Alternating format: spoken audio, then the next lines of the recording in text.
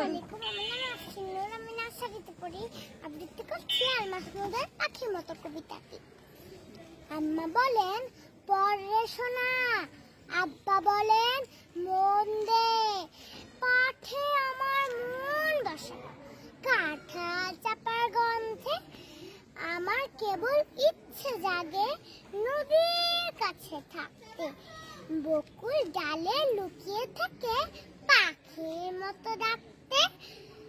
সবাই যখন ঘুমিয়ে পড়ে কর্ণফুলের উল্টায়, দুধ ভরা ওই চাঁদের বাটি ফেরেশতারাই উল্টায়।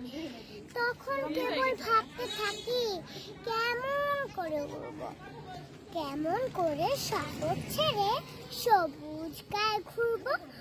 তোমরা যখন শিখছো পড়া মানুষ হওয়ার জন্য, আমি না